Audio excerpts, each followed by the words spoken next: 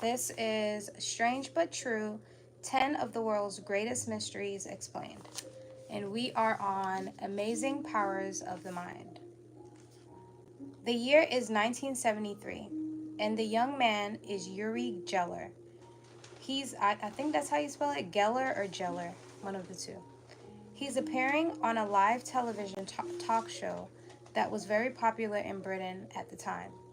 Before his appearance, a production assistant for the show retreated into a closed room, made a picture and some unknown objects, and hid it in an envelope.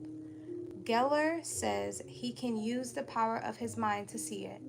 He doesn't know how he does it.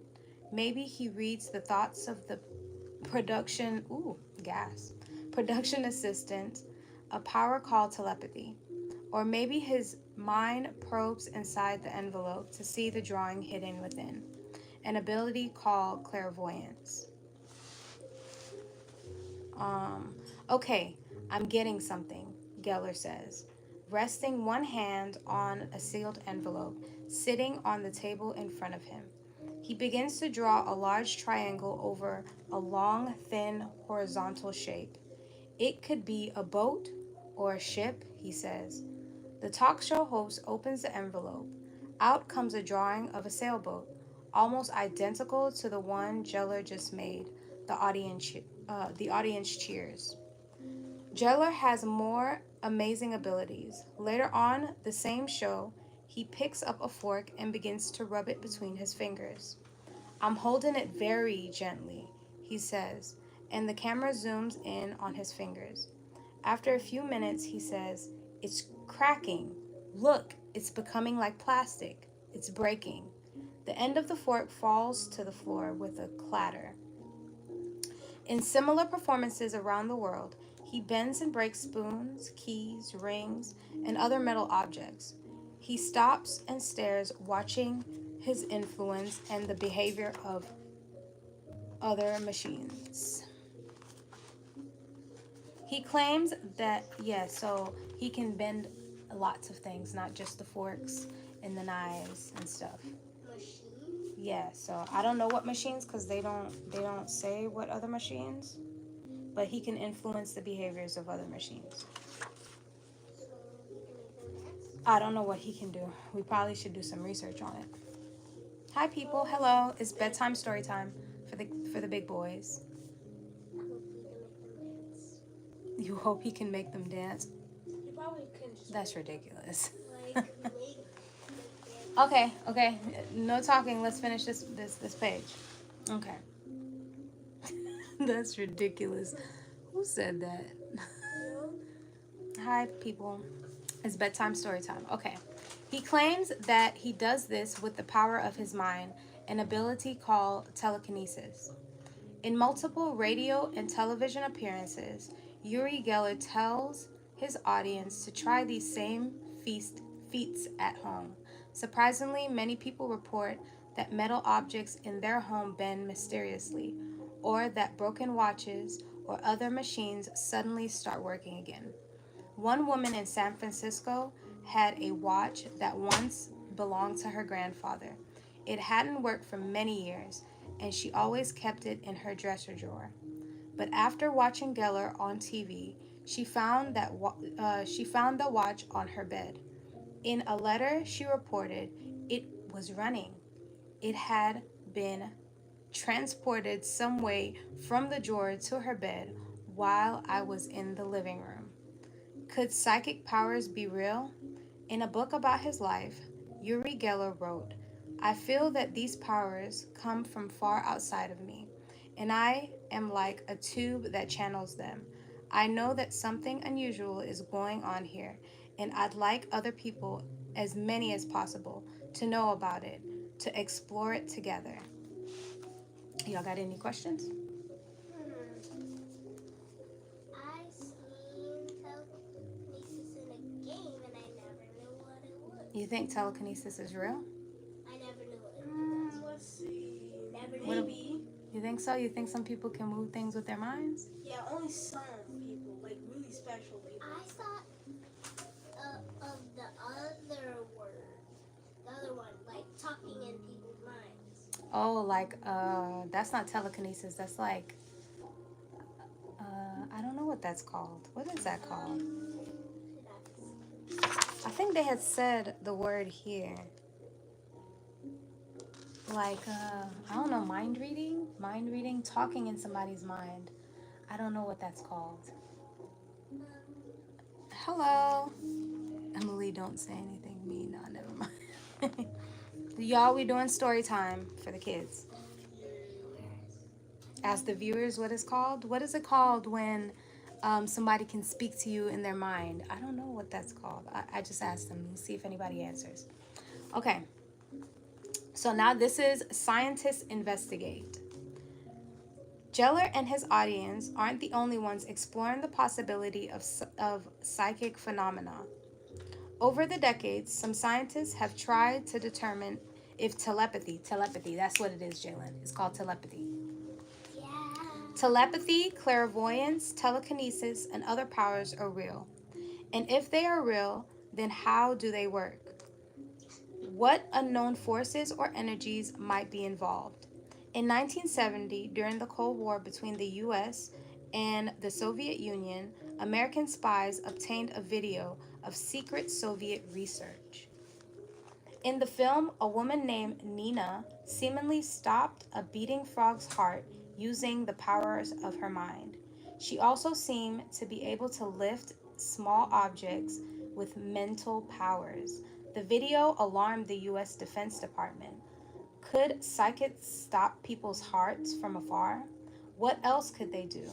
Might they alter the thoughts of US leaders or disable US military equipment? The U.S. Central Intelligence Agency, which is the CIA, decided to take action. They planned to investigate into psychic phenomena. Two excellent physicists, Hal and Russell, agreed to perform the research. They worked with Yuri and several other psychics on several experiments during 1972 and 1973 at the Stanford Research Institute. During one series of experiments, Geller tried to reproduce hidden drawings. Is gone now. Yeah, the Soviet Union no longer exists, but it's in the, I guess, yeah, Technically, you can say Russia's Soviet Union. that's where it was, yeah. Yeah. So I think that's the name of like the government. We can do research on that too, Yeah, like because I don't know too much about that. Germany or something. Telepath, yeah. So telepath. Somebody said it was a telepath. Yeah. Germany or something. No, Germany was isn't. Prussia. Yes. Good job. Yes, good job, John. Good job. That you're right. And Okay. during the Cold War, it was split up into three halves. Well, do you know the three halves? Yes. Britain, United States, and Soviet Union.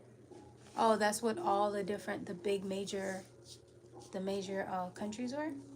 No, that's when it was split up. Well, no, it couldn't be United States because we're on the other side of the world. Yeah, it just been split up there. It was like a territorial thing or something. I don't know. We're gonna have to do some research on that.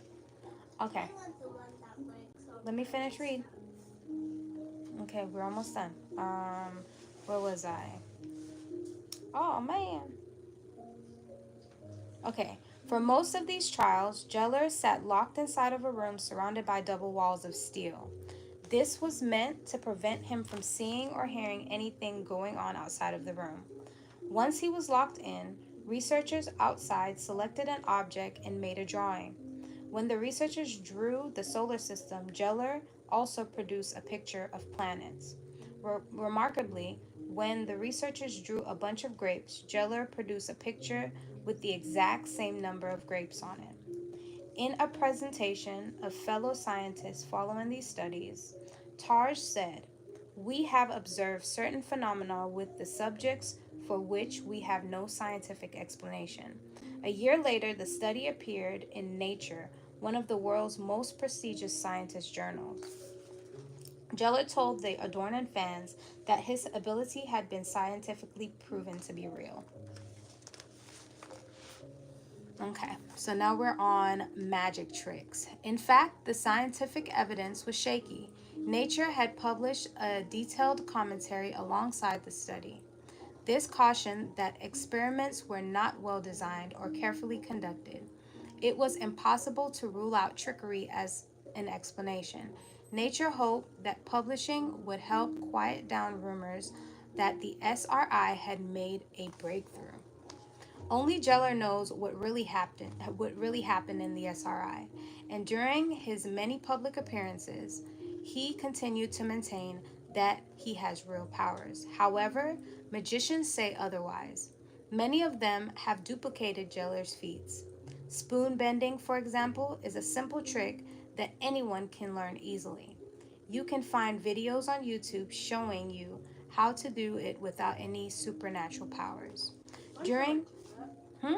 One time I actually bent a spoon. Bent a spoon? I don't think it's a. I think he bent it back. Oh, okay. Like that. During the 1973 talk show appearance, Jello may have done it using a larger metal belt buckle that he wore.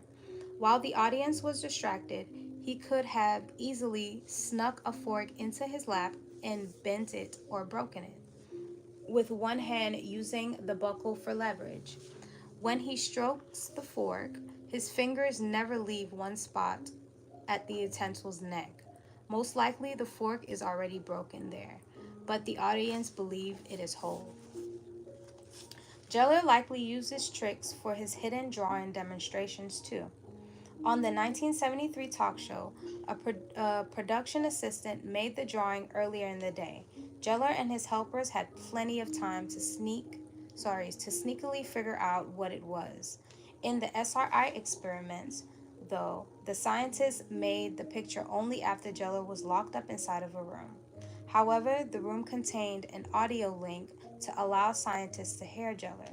Supposedly, he could not hear them, but Jeller's assistant, a longtime friend, Shippy, and I can't pronounce his last name, was present during the experiments.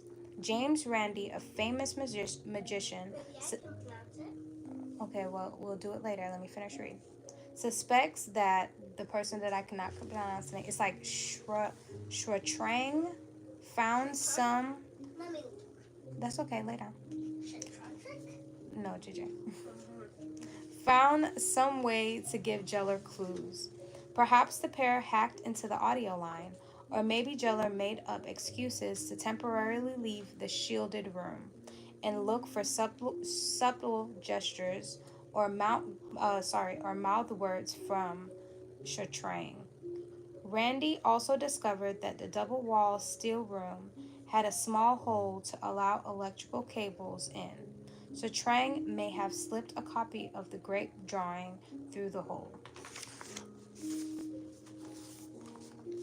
During several of the drawing experiments, no one had any way to know what the picture was. For example, in one experiment, an artist not connected to the research made 100 pictures, and other people sealed these inside of a double envelope. When the research team selected one of these random, Jello refused to try to draw the selected picture. Targe admitted that the experiments were not well controlled. He said Geller manipulates the experiments to a degree of chaos where he feels comfortable and where we feel uncomfortable. But what if the experiments is well controlled? Have scientists found any convincing evidence of psychic abilities? The James Randi Educational Foundation offers $1 million prize to anyone who can prove any sort of psychic abilities following their strict testing procedures. Many have tried, but none have succeeded.